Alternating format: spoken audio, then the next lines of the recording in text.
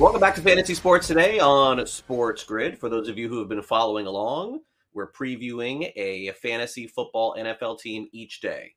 Our day continues as we take a look at the Dallas Cowboys in 2022. And George, no question, the Cowboys are one of the more popular teams in the NFL, so their fantasy players are very popular as well. The question is it fool's gold this year, or is it like in years past where you get some really good dividends off it? Always a question going into the year. Yeah, I think it's you could probably cut the difference here. I don't think it's fool's gold, but I don't think you're going to get what you used to get. And part of the reason is the defense isn't bad anymore either. All right, so they should be able to keep the game somewhat in check. Don't get me wrong. It's not the Packers defense, what we think the Packers defense will be this year, what we think the Saints defense will be this year, but it's not a sieve either here. And if they do have problems on defense, it's likely to be stopping the run. And that generally doesn't lead to major points in a game here. The question about Dallas is going to be, as far as a team, can they get through with the receivers they have right now? That's what everybody has their doubts about, and I'm that person as well. All right, so let's take a look at the average draft position of a lot of the Cowboys that you will be taking in your upcoming fantasy football draft. We've got Dak Prescott, his ADP posted at 68 in the NFFC. Ezekiel Elliott at running back, no longer a first-round pick. Not really a second-round pick anymore. His ADP is 30. Tony Pollard checks in around the 7th round. CeeDee Lamb is a rock-solid wide receiver 1. And for a lot of folks, a second-round pick in fantasy. Michael Gallup, he checks in at 142. And then their tight end, Dalton Schultz, who has been pretty viable over the last couple of years, is a 5th-round pick in fantasy football. All right, so let's start with Dak Prescott, George, and start with basically a quarterback that threw for more than 4,400 yards last season, 37 passing touchdowns. He's definitely a starter in every fantasy football league. He's a top 12 quarterback in fantasy, but no longer the thought process where I guess he could be a number 2, the second overall quarterback or the third. Remember, in years past, he was being drafted right after the first couple of quarterbacks, but no longer the case. He's kind of like a consolation prize as opposed to the main starter for a lot of people. Is there a chance he gets back to where we thought he would be a couple of years ago, or simply put, is he settled in as someone after the first few rounds you end up taking and feel really good about?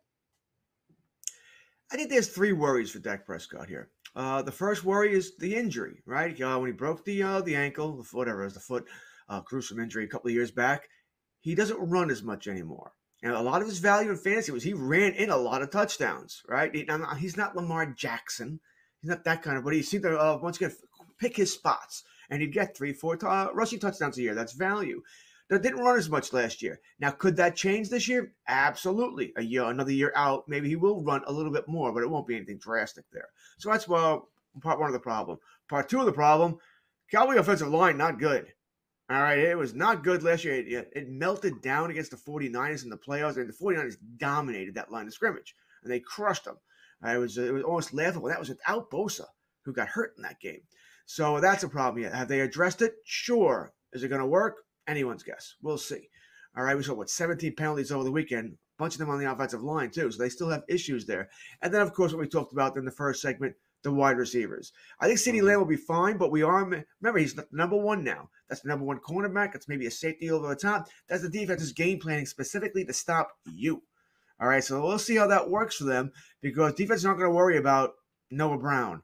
I don't even worry about Jalen Tolbert, who had a rough first game here. The Cowboys threw his way an awful lot in that first preseason game. You could see they want to get him game action, get him ready for week 1. Didn't look so good here. And then, of course, you got the run game, which I think he'll be solid. But Ezekiel Elliott, he's not that player anymore. You mentioned he's really a 3rd-round pick at that. He doesn't have that burst, hasn't had it for years. Yes, he's healthy, best shape of his career, looks great in camp. We hear this about everybody. All right, we'll see what happens with Zeke here. I think he'll get you touchdowns. So I think if you're looking for that, you're going to get your touchdowns. You're likely to get 900 to 1,000 yards, which sounds great. But, you do that 1,000 by 17. It's 60 yards a game. And it's not great here. Pollard's the better back. Tony Pollard averaged 6.2 yards per touch last year. Now, don't get me wrong. If he would be the starting back, he wouldn't average anywhere near that. And he's not really built to be that starting back. He would need a caddy, but he should be getting more touches in Dallas than what they've done. Yeah, and definitely, George, jumping ahead here. Let's get to Ezekiel Elliott, and then we'll get to Tony Pollard here. So Ezekiel Elliott is essentially still an RB2, I think, for most people. Last year, George, we went into the season And he was a really divisive player that was talked about in fantasy circles. If you remember, there were some people who thought, wow, he's getting drafted too low. He's going to have a big year. He's going to bounce back. There were other people that thought, okay, here comes the decline. So what's interesting to me, George, about this is that we did see the decline. But you're right. The touchdown-dependent player that is Ezekiel Elliott, are we still asking that same question this year? Is there a chance that he looks good in training camp and he is back to what he was, let's say, 3 years ago? Because honestly, if Ezekiel Elliott declines even more and loses, let's say, 15% of the touchdowns and of the yards, he's being drafted way too high in fantasy this year. You'll get no argument from me. I mean, I guess Ezekiel Elliott's supporters will point out, well, before he suffered the injury last year, sprained, I want to say his MCL, but I'm not, don't remember specifically, but it was a knee injury. Before the injury, yes, he was good. But it was 4 games into the season. And the last 13 games, you ate it. I don't know if he's going to be able to stay healthy this season. He does look good right now. He looks spry, looks fast. But, last 2 years, he hasn't even 2,000 total yards the last 2 years. He had touchdown deodorant last year, 10 touchdowns. Without those 10 touchdowns, you said you give him 7? Boy, it's 1,000 yards and 7 touchdowns. There's nothing special about that. He does catch 47 passes, but they're for 287 yards. That's not special. It's nowhere near close to special. He needs that touchdown deodorant. And I got to think, the Cowboys know all the numbers I'm throwing out there. They know Pollard's the better player. They've got to get him involved. Now, there's a lot of talk that he'll get involved in more of the receiving game to make up for the lack of receivers. Okay, good luck with that. He is a good pass catcher out there. I don't think I have Elliott, and I may have been in a couple of best ball leagues, playing too many, got everybody. But as far as redraft leagues that I've done so far, I think I've done 5 to 6. I don't have Elliott in any of them. I do have Pollard in a share or two, but I don't have Elliott in any. I just think because of what you said, he's not going where I want him to go. He's generally still going, late second, even mid-second, top third. And I think a lot of that is because Cowboys are a popular team. A lot of Cowboy fans out there that will draft him probably a little earlier than they really should. Yeah, I think that happens across the board with Cowboys players. You mentioned Pollard. And George, this is another dynamic potential player here. But again, a player that could be overdrafted as well if Elliott is in the mix. Because based on these numbers, if Pollard's numbers, let's just say, George, increase by 20% this season, he's still being drafted too high in fantasy football as well. Yeah, I think once again, everyone's considering the offense from last year is going to be the same offense. Guys are going to kind of light it up. They're going to score 34 points a game, whatever the average might be there. That's not going to happen. They don't have those weapons anymore. All right, we as a Cowboy fan, Amari Cooper probably drove us nuts. Got hurt a lot. Some games didn't seem to show up. Very inconsistent. But he made the receiving group very thick. It was good, right? Cedric Wilson. Cowboys don't have Cedric Wilson anymore, who's a really good number 3 for the Cowboys. So it's almost like a completely new group. CeeDee Lamb, let's see what happens, right? Gallup when he gets healthy. We'll see what Jalen Tolbert can be. Can Noah Brown break out? What was James Washington going to be in a month and a half? So many question marks here. I like Pollard. All right, I do like the guy a lot. I'm on that bandwagon. You'll hear me beating the drum. Why are we playing him more? Why is he not in the backfield? Give him the ball. That sort of thing. I like the player. But that being said, it's the Cowboys. They don't like to admit they're making mistakes. And for signing Elliott to that contract looks like a mistake here. Although I think after this year, they'll move on.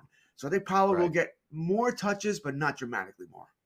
Yeah, I agree with that. All right, so coming up next, it's time for us to dive now into the more skill position players for the Cowboys. We're going to talk about their wide receivers in 2022, their tight ends, and then George and I will pose the question, is there anyone that no one is talking about on the Cowboys this season that could have a fantasy impact coming up in 2022? So that being said, we'll take a quick time out right here on FST, and we'll be back with more of our Dallas Cowboys preview right here on the show here on Sports Grid. So get on the grid. We'll be right back.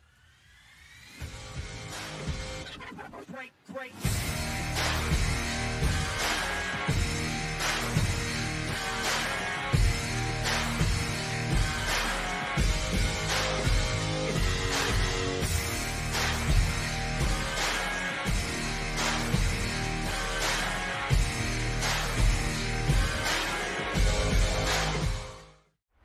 If you want to pick like a pro, you need to be in the know. The future of sports gaming is now, and we take you inside the lines, breaking down all the action and what it means for your bet slip. Turn down the game and tune into Sports Grid Radio. Other networks talk sports talk, but we walk the walk. right up to the window. Sports Grid Radio. Listen free on the Sports Grid Radio app, iHeart, or TuneIn, or catch us on Sirius XM Sports Grid Channel 159. Maurice Allen, 2015-2016 European Long Drive Tour champion, 2017 world number 1. Me personally, I keep my game face on me all the time. Especially coming out of the bunker, leaving the range, or even leaving the course. What's your story? Pro Football Doc has found its new home right here with Sports Injury Central. And with that comes our expansion into other sports. Sports Injury Central will give you nonstop exclusive injury analysis from experienced team doctors from all 3 major sports. Doctors with resumes that include teams like the Chicago Bulls, the Texas Rangers, and the LA Chargers. So gain a fantasy, DFS, and betting edge right now for free at sicscore.com. Diamond Bets. Fernando Tatis Jr. getting popped for a PED suspension for 80 games. Now, I know performance-enhancing drugs are something that, even here at the network, they encourage us, especially myself. They say, please, can you enhance your performance just a little bit more, Joe? This year, it's not going to happen next year for a good chunk of the season. And guess what? This is more important now that you added Juan Soto. So obviously this news rocked Major League Baseball. Only on Sports Grid. You might be the next daily fantasy millionaire. No matter what you watch or where you play, learn from the world's best DFS players.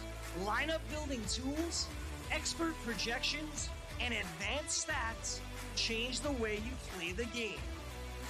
Dominate the competition. DailyRoto.com, the player's choice. Pharrell, coast to coast. They're not going to start him. So if he comes in, hypothetically, let's say things don't go well and you're at the halfway point, week 8, week 9, you start playing him. I don't believe you can win Rookie of the Year starting halfway through. That kid, Pickens, if they throw him the ball enough, he has looked phenomenally well over any kid I've seen yet. The Sports Grid Network.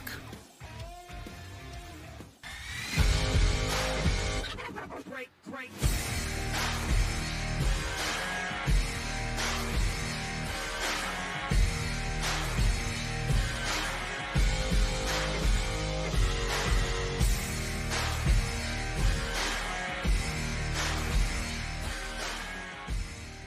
Welcome back. It's our Dallas Cowboys season preview here on Fantasy Sports Today. For those of you who may have missed, George Kurtz and I discuss a few of the players on the team. We archive all of our discussion here on Fantasy Sports Today over on our YouTube channel and also on sportsgrid.com. That being said, let's take a look again at the average draft position according to the National Fantasy Football Championships. For those of you who are drafting this weekend, make sure you write these numbers down or plug them in your phone. Here is where some of the players on the Cowboys are being drafted. We have Dak Prescott at 68 overall.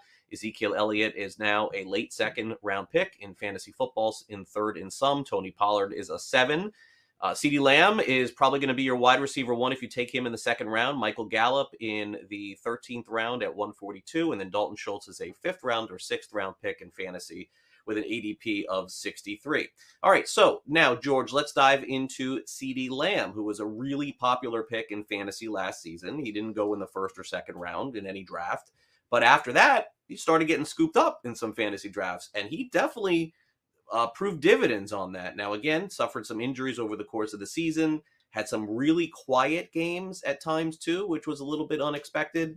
But I suppose the expectation for him this year is a pretty big jump based on his average draft position, because, again, another player on the Cowboys that if he has 1,100 yards and 6 touchdowns, he probably should not be a first-round pick in fantasy football. So higher expectations here with Amari Cooper gone.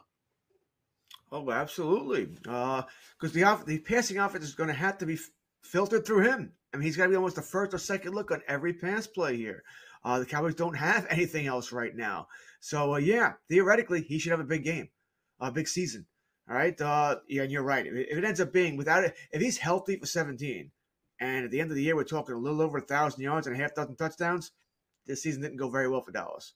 Didn't go very, very well at all. He's probably got to approach 1,400. And I said touchdowns can be finicky, but he's got to get more than 6. I would think at least 8, really, to really justify where you're drafting him. I think there is some gamble in Lamb. Not so much for him. I think the talent is there with Lamb. I just think it's the offense as a whole here. And have they fixed that offensive line? Is Dak going to have enough time to look to get the ball deep to CD? I don't know. We'll see here. And we've seen the offense at times, they don't look to throw the ball to the secondary. They look to throw all those short passes to Schultz and the running backs here because they worry about that OL. So we'll see. I think the talent is there, Craig. I'm not worried about the talent with CeeDee Lamb. I just worry about the offense as a whole. Can they get the ball to Dak get the ball to him consistently? And can CD learn, like I said, to beat double coverage with the safety over the top, or defense is playing more attention to game plan to stop him? And the number one cornerback. Amari Cooper usually saw the number one more often than not. Now it'll be CeeDee Lamb who will see that cornerback more often than not. Yeah, no, and look, at this point, you would have to expect a jump for Lamb. But again, he was wildly effective at the beginning of the season, somewhat injured in the middle, and then obviously toward the end, it was a little bit hit or miss. But 1,100 yards and 6 touchdowns based on last year's ADP is fantastic. It's just a question of this year where he ends up going. So naturally, you would expect a bump in another wide receiver on the Cowboys, but obviously Michael Gallup, has some questions attached to him too, George, in terms of where he's being drafted. Health clearly is a big part of this. His wide receiver 62 overall. So as of right now, is he a starter for you in week 1 in fantasy? Well, I guess he's a wide receiver 3 or a flex, depending on the injury status. Of course, that's key. 442 receiving yards. He missed a lot of last year and 2 touchdowns. If there's a bump to be had, George, is it this player? Is it Michael Gallup? Gallup seems to be behind other receivers who've had the ACL, whatever it's worth. Not massively behind, but behind. He is running, but he's not doing any football activity. He's not really cutting or anything like that. He's still on the PUP. My guess is we'll see Gallup late. I think the optimist is late September. Realistic, probably somewhere in October. So you're probably talking week 4 and beyond before we're truly going to see Michael Gallup. And by the way, that means you're just seeing him. Doesn't mean he's going to be Michael Gallup as soon as he steps on the field. Well, he's back to being normal. It could take him a couple of weeks after that before he's Michael Gallup. And with Michael Gallup, I like Gallup. As a Cowboy fan, like him a lot. We're not talking a superstar wide receiver here. You got to have Gallup on your team. And we're not talking Odell Beckham. When Beckham comes back, you want him. He can do some damage here. Once again, assuming he can get up to speed right away when he's healthy. So different types of receivers. I think it's going to be a trying season for Gallup. I do. I think he's going to have a little issues here.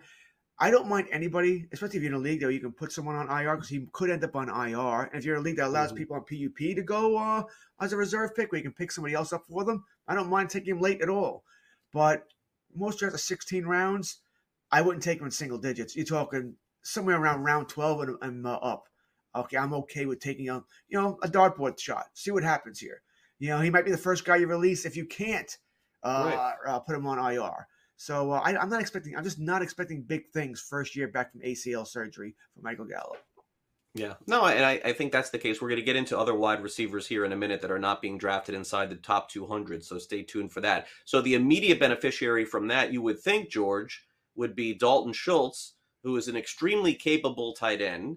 And last year posted over 800 receiving yards and 8 touchdowns. He's not one of the first few tight ends taken. So essentially he's going in the 5th round. So after you see your George Kittles and your Mark Andrews and even Darren Waller's go off the board, Schultz then falls behind that. Now, what's interesting is that there are some people, George, that feel like once you get to tight end 5 and tight end 6, there really just isn't much of a difference between tight end 5 or 6 versus 8 or 10.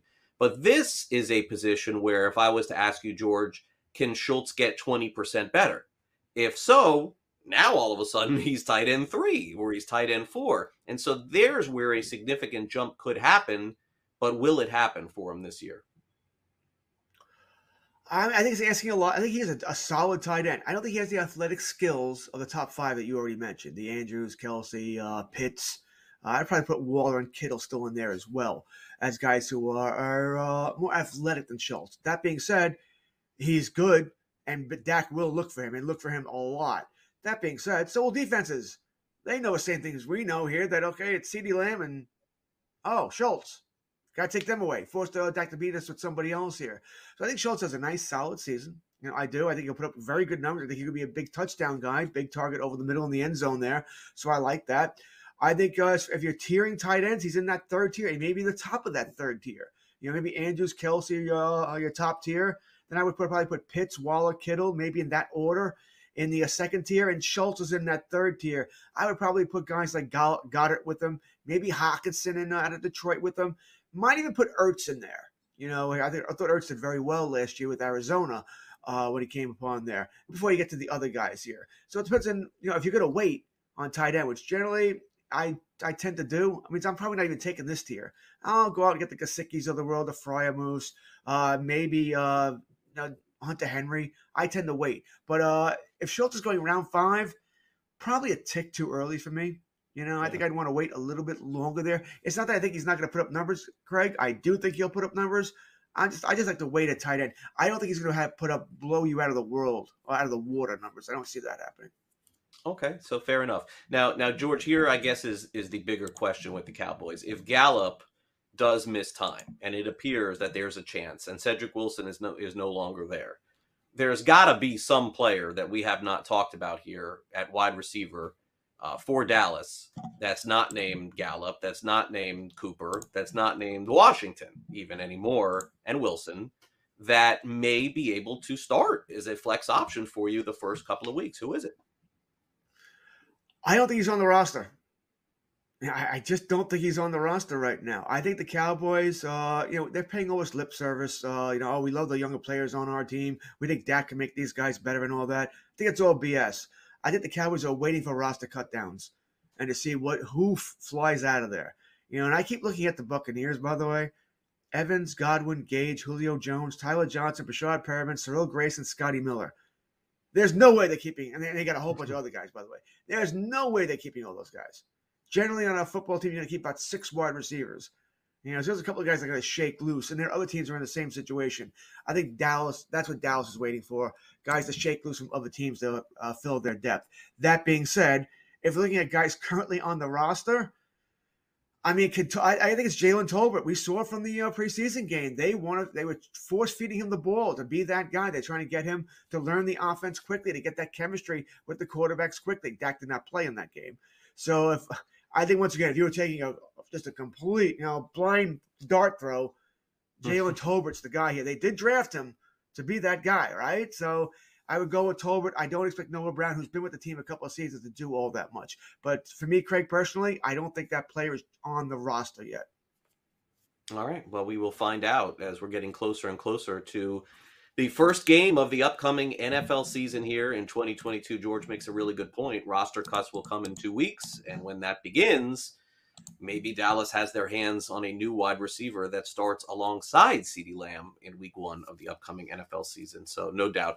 Okay, so for those of you who may be just joining us, we've been previewing the Dallas Cowboys. Each and every day, George and I preview a new team. And on tomorrow's show, I've been saying Denver now for like 3 times. It's got to be Denver tomorrow, I'm guessing. Okay, so tomorrow on the show, we'll take a look at the Denver Broncos. We'll have a preview of that.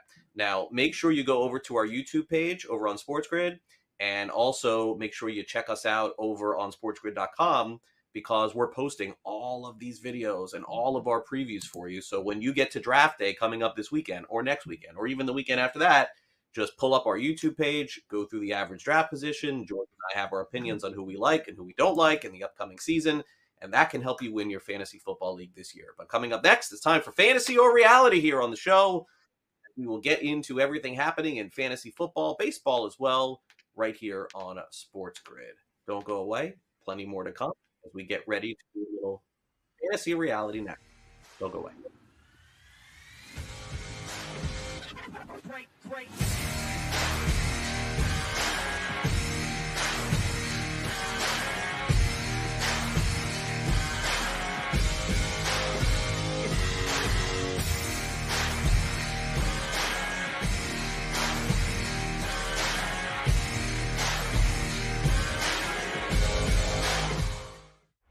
If you want to pick like a pro, you need to be in the know. The future of sports gaming is now, and we take you inside the lines, breaking down all the action and what it means for your bet slip. Turn down the game and tune into Sports Grid Radio. Other networks talk sports talk, but we walk the walk, right up to the window. Sports Grid Radio. Listen free on the Sports Grid Radio app, iHeart, or TuneIn, or catch us on SiriusXM Sports Grid Channel 159. Maurice Allen, 2015-2016 European Long Drive Tour champion, 2017 world number 1. Me personally, I keep my game face on me all the time. Especially coming out of the bunker, leaving the range, or even leaving the course. What's your story? Pro Football Doc has found its new home right here with Sports Injury Central. And with that comes our expansion into other sports. Sports Injury Central will give you nonstop exclusive injury analysis from experienced team doctors from all 3 major sports. Doctors with resumes that include teams like the Chicago Bulls, the Texas Rangers, and the LA Chargers. So gain a fantasy, DFS, and betting edge right now for free at sicscore.com. Diamond Bets. Fernando Tatis Jr.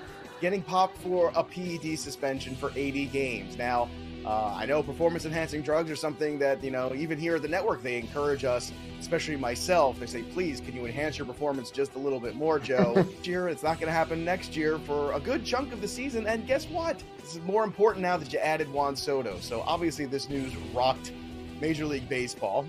Only on Sports Grid. You might be the next daily fantasy millionaire. No matter what you watch or where you play, learn from the world's best DFS players. Lineup building tools, expert projections, and advanced stats change the way you play the game. Dominate the competition. DailyRoto.com, the player's choice. Pharrell, coast to coast. They're not going to start him.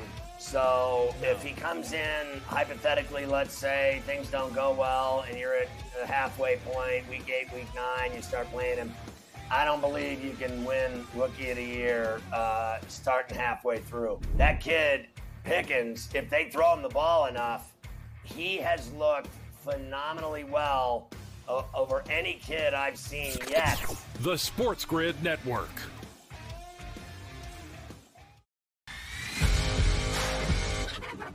Great.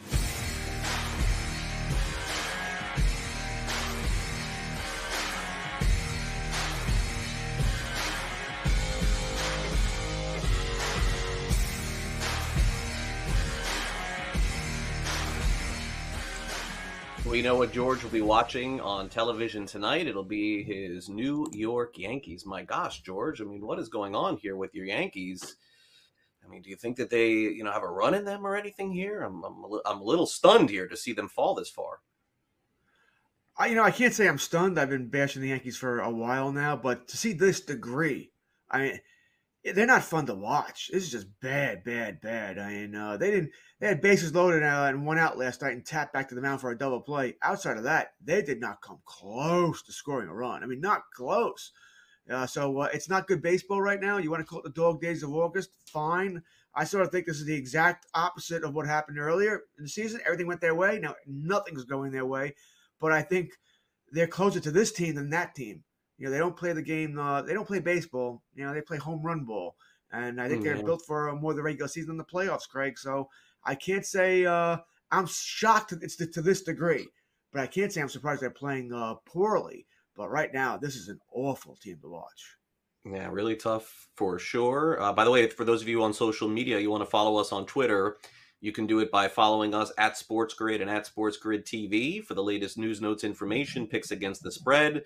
If you go to our social media now, you'll see that we have added Warren Sharp for this upcoming football season. So really big announcement for us. Looking forward to having him on this show here on FST and also, of course, on Newswire, which will be 2 o'clock Eastern every day throughout the football season. All right, with that being said, it's time for us to close out today's show, as we always do, as we introduce you to fantasy or reality.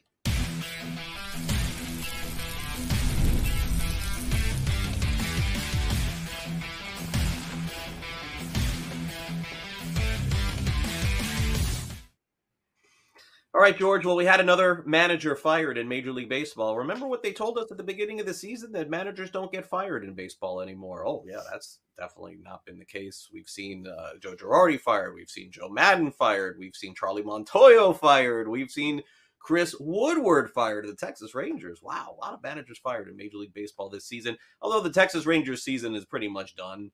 At this point, George, they're just trying to fight their way out of last place or into last place, depending on, I guess, what they're searching for here. But, they've been really disappointing for sure. But so have the Angels. The Angels have been disappointing too. Two teams, by the way, that made big strides in the offseason to try and get better. So, look, with the Rangers being out of it and being done and firing their manager, let's ask the question, fantasy or reality, George? The Texas Rangers have been a more disappointing team than the Los Angeles Angels. Let me add that the Texas Rangers signed Corey Seager, $200 million. Marcus Semien, $200 million. John Gray. Fantasy or reality? Rangers more disappointing than the Angels. Whew. Not an easy question here. No, I do think Woodward was fired more. Yeah, you gotta make it hard on me here. I do think he was fired because it's cover for the GM, right? So the fall guy, someone had to be blamed. I don't know if it's Woodward's fault that Semien didn't hit the first couple of months of the season. Is it Woodward's fault they still don't have the pitching? I don't know about any of this is for him to blame. I know they say, they didn't do certain things. They thought the team didn't do certain things that they thought the team should do that they could blame the manager for. Okay. I don't have the belief nowadays that the manager's not the manager anyway. There are very few teams that actually have a manager. Managers are really responsible for three things in today's game. In-game moves, which is big, hitting runs, when you make a pitching change and stuff like that. But even then you're told by analytics, well, when a guy should come in, when he shouldn't come in, who he should face, how many batters he should face, that sort of thing. How he deals with the personalities in the clubhouse, make sure they all mesh, which can be a tricky thing. Lord knows, 26 guys nowadays could have 26 personalities. Got to make sure that all works. And dealing with the media. All right, I'm the Yankee fan. They fired Joe Girardi mainly because he was horrific with the media. All right, and they had all sorts of issues there. Aaron Boone's very good with the media. So I think that's what the three things the managers have to do. Everything else, you're told what to do from the front office and the analytics department here. So managing is not what it used to be. So anyway, bottom line is I thought he was unfairly fired. Were they more disappointed than the Angels, though? They don't have Mike Trout. They don't have Shohei Ohtani, Anthony Rendon, and the Angels still aren't in the playoffs. I guess I know where you were going with the Semien. They signed Semien, they signed Seager, they signed Gray, but big signings. It was huge signings, but I didn't think they'd make the playoffs just because they signed those guys. I didn't. I think they're more than a year away. I'm not saying they got to sign three more guys like that, but maybe they do. They weren't going to beat the Houston Astros, so they played for a wild card. So, and the Angels weren't going to beat the Astros either. I just think the Angels are the bigger disappointment because Moreno has money. We've been wondering about this for years. They ignore their pitching. You've got Mike Trout. I understand Mike Trout's not Mike Trout anymore. In fantasy-wise, he's not really going to be a first-round pick next year. He gets hurt all the time, but still, Trout, Ohtani. They should have traded Ohtani, by the way, and gotten as much as they can for him, but he wanted the money that Ohtani brings next year. Rendon's a big signing here. No, I'm going to say this is fantasy. The Rangers were not a bigger disappointment than the Angels. Yeah, I'm going to say reality. I am. I'm going to say reality here, George. And I'll tell you why. Because when you have a new stadium, and the Rangers are basically gifted a new stadium, they didn't spend money initially, and then all of a sudden, it's like they puff their chest out, hey, we're going to make these big signings, we're going to dedicate $400 million to two players in Semien and Seager, and then on top of it, add John Gray. You're right, in one sense. The expectation level for the Angels is higher.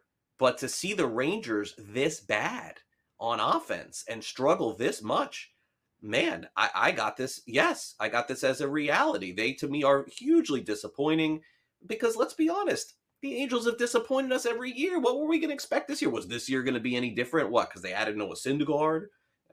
I don't know. I just think that to me, the stadium does factor into the equation. When you get a new stadium built for you, you are supposed to compete pretty quickly. Now, finally, they did spend the dough, but it resulted in nothing, and they could finish in last place in the AL West. So I got reality on the Texas Rangers. I don't know which direction they're headed in the offseason. I have no idea.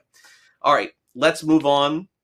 The Philadelphia Eagles have had their fair share of players who have not worked out at wide receiver. But do they care anymore? No, we got A.J. Brown. Probably doesn't matter anymore either. I got Devontae Smith too. J.J. Arteaga Whiteside is another one of those players who obviously is on the verge of that. He signed with the Seattle Seahawks. He was traded there yesterday. Fantasy or reality, George, Whiteside will score at least one touchdown this season. Oh, God. So he gets traded to Seattle. We got Drew Lock and Geno Smith going there. He scored at least one touchdown this season. I'll let you know that I don't feel confident to say yes, by the way. Tyler Lockett, DK Metcalf, they're going to get the majority of Noah Fant at tight end. So he's not nowhere near a starting lineup here. Can he even get there with Swain, Eskridge, Marquise Goodwin? These are all the guys that the Seahawks have in camp here. I mean, one touchdown. I need one touchdown. So it over-unders a half. I want to be, but it's Geno Smith and Drew Lock. I think this team is going to struggle all year. I'll say yes. It's one freaking touchdown in 17 games, but I don't think he plays 17. I'm not sure he's going to make the team or be on the team the entire season.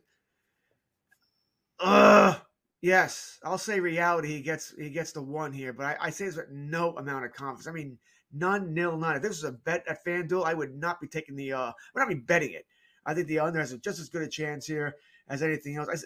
He's not going to be the main focal point of the offense. Not even close here. I think we know with Pete Carroll, he's going to want to run the ball with Penny and Walker until Penny gets hurt.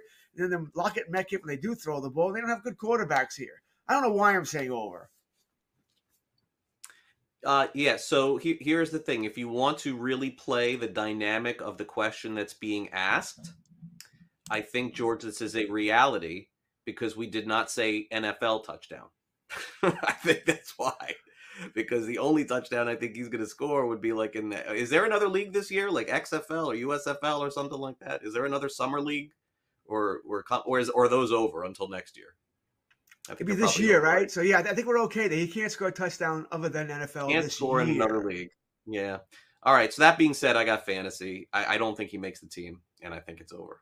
Now, is there a chance certainly he gets added to a practice squad or ends up being on a team this year? Sure. But the thing is that like the team in Seattle, honestly, probably has a little bit more depth in terms of wide receiver than Philadelphia does. I mean, this basically cements Jalen Reagor on the team. And Devonta Smith is hurt. They could have easily kept him, and they didn't. It just tells you all you need to know about this player. They just haven't had great success with drafting that position. But they got A.J. Brown. Does it matter anymore? I don't think so. Fantasy, no touchdowns for Arteaga Whiteside going into the season.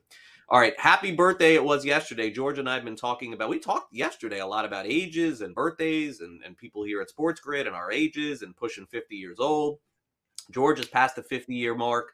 I am approaching the 50-year mark. I will be there in 2023. But Ben Affleck, George, he turned 50 years old yesterday. And so naturally he is known for a lot of different roles that he's played in the movies, no question. Some people like him, some people don't, but a very popular actor, to say the least. So happy birthday, Ben Affleck. Now he's known more for being back with J-Lo again. That's probably true too. I would ask you, George, definitely I know that this is up your alley. You've seen some Ben Affleck movies. I know it's a challenge sometimes with you to get you to the theater, to get you to stream some things. Ben Affleck, fantasy or reality, Ben Affleck's most popular role of all time was his role in Armageddon. Is this fantasy or reality, George? I mean, yes, I do know who Ben Affleck is. I've seen a bunch of his movies. I'm not a Ben Affleck guy. I don't dislike him. But I'm not a big fan. I'm not going to go out and see a movie because it's Ben Affleck's in it. I'm trying to think of other movies he's been in. I know he was Batman once, and no, that's certainly not it. I'm trying to think of a movie that would beat Armageddon. Because I thought Armageddon with Bruce Willis was, of course, highly unrealistic, but somewhat entertaining. So it's that. He did one of the Tom Clancy movies, which I didn't mind, but certainly would be more popular than Armageddon.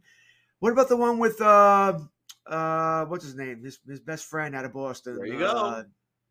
Yeah, what about that movie? I can't. Matt Damon, yeah. Well, what's the name of the movie there? Good Will Hunting. Good Will Hunting. I think I might have to go Good Will Hunting for his most popular movie. The fact that I can remember that he was in that movie lets you know that it's somewhat popular. I have about 800 DVDs still here. And I don't know if I have any Ben Affleck movies. I don't have Armageddon. So, like I said, I'm just not a Ben Affleck guy. I do like Matt Damon, love the Bournes. So I'm going to say fantasy. I'm going to say Good Will Hunting would be his more popular movie. Because when I think of Armageddon, I probably think Bruce Willis. You know, it's a Bruce Willis movie that Ben Affleck's in. So I'm going to say Good Will Hunting. Fair enough. Fantasy. Yeah, Gone Girl was probably one of the better movies that I've seen. That was actually pretty good. So you made the decision very easy for me. You couldn't remember who he was in the movie with, and you couldn't remember the name of the movie. And you're going to tell me that that's a more popular movie for Ben Affleck? Wrong. Reality, Armageddon, the most popular Ben Affleck movie of all time. His role in it, along with Liv Tyler and all the back and forth and the commentary and the ridiculousness of the movie. It was very entertaining at the time. We didn't think it was insane at the time, but now 10 years later, 20 years later, we do realize it was a little silly. Ben Affleck's most popular movie all time was his role in Armageddon, and George just proved it for us here on the show. He could not remember his buddy. He could not remember the name of Good Will Hunting. I think a lot of people may go Good Will Hunting, but George, he just stamped home reality on that for me. All right, coming up next, it's time for the Sports Grid 60, and then we got to get out of here. Kevin and Donnie will be with you from 12 to 2 Eastern. I'll be back with you here on Newswire at 2 to 3 Eastern as well. So don't go away. We'll come back and wrap it all up right after this. Great.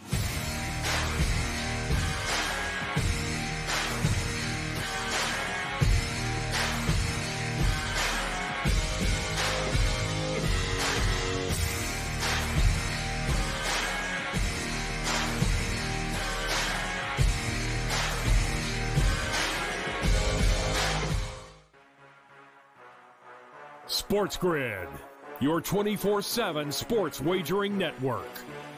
People are going to the betting window Betting and above betting the them now rim. before the trade takes place. How dare Diamond they bets. do what's fiscally responsible? See how it plays out. Buffalo's going all in right Football now. They need full to put circle. all their chips in the middle of the table. It's do or die for them. And Godwin being out, they've had a little bit of a shakeup. In-game live all You access. could take the points, you could take the money line, and We had to go to San Jose, too. Maybe a small play on San Jose. I'm going to go both underdogs here.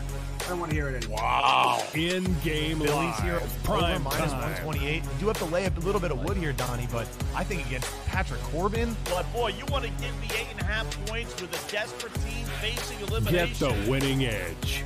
Only on Sports Grid, your 24/7 sports wagering network.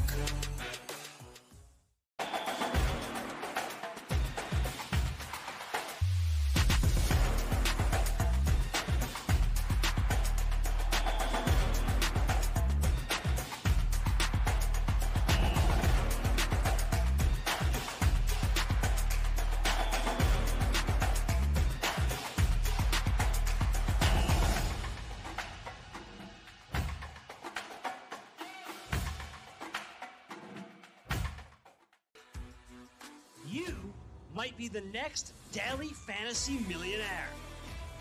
No matter what you watch or where you play, learn from the world's best DFS players. Lineup building tools, expert projections, and advanced stats change the way you play the game. Dominate the competition. DailyRoto.com, the player's choice. Diamond bets. Dodgers heading into the weekend, minus 160. This morning, when you wake up bright and early and get the crust out of your eye, it's plus 155. The Mets were plus 220 after Jacob deGrom's 1-0 win yesterday, plus 200. So the Mets are getting ever closer here, my friend, to this National League number. It's a 3-team race for the National League crown. It's the Dodgers, it's the Mets, it's the Braves. What's fascinating to me is that the Brewers are still plus 1,400 and the Cardinals are plus 15. Only on Sports Grid. Pharrell, Coast to Coast. 10 years ago, you couldn't even touch California. Now, Prop 26 is one that allows Indian gaming on Indian lands and 4 casinos. Prop 27, everywhere. And needless to say, FanDuel, DraftKings, all the big boys are supporting Prop 27, including Major League Baseball. Prediction is it passes in a landslide, and they creatively say... The Sports Grid Network. Great.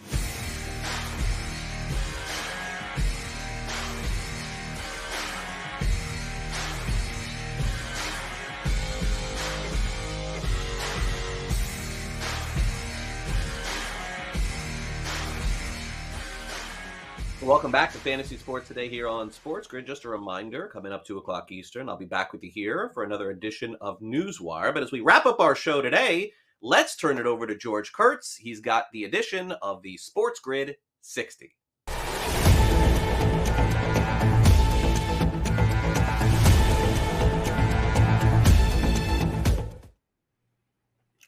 All right, I'm going to keep up my fantasy draft rants here. Yesterday, I was talking about the guys who are at the turn, or girls who are at the turn, then make one pick and then take an hour and a half before they make their second pick in slow drafts. Well, how about those people who come into a draft who don't know the rules? I always find it's a money league. You're putting up $100, a couple $100, and the first thing, hey, do we start 2 quarterbacks in this league? Is this a PPR league? Oh, good to see you did your homework here. You didn't read the rules. I mean, listen, you're in a home league and it doesn't matter. You know, there's no prize at the end of the year. Fine, just show up and do your draft. Who cares? Doesn't make a difference. But if you're playing in a money league, it's nice to know a couple $100 doesn't mean anything to you. I just always find that weird. You know, but they put in the chat, everything's done. We don't do live drafts anymore. God forbid. You know, hey, right. Is this a PPR league? Really? Yeah, sure, it is. Yeah, half point, 3/4, whatever it might be. I mean, there are always other in home leagues. We always have weird little rules, and they don't know those either. I'm like, yeah, you're going to do real well in this league. Let me finish off with the San Diego Padres when they made that trade for Juan Soto at the trade deadline. My gosh, that looked like the best trade in history for the Padres. They're going to win the World Series. They're going to win now. They're going to win it this year. Then Tatis gets popped for PEDs. Listen, they faced Sandy Alcantara last night with the Marlins. They got shut out. Listen, I'm just saying, the Dodgers won 12 games in a row. They're still the favorite to win. I'm not so sure that this whole thing is going to work out for the San Diego Padres. We certainly will see, and I can't blame them for making the deal. But is it possible a year from now we're talking about the Padres trading Soto? Maybe. Or sign him. Get that figured out. That'll do it for our show today. I want to thank, of course, our great graphics department and our friends at LTN. For our producer, Brett Levy, my co-host today has been George Kurtz. I'm Craig Mish. I hope you enjoy the rest of your day. Kevin and Donnie are up next. I'll back with you at 2 o'clock Eastern for Newswire. Have a great day. Great.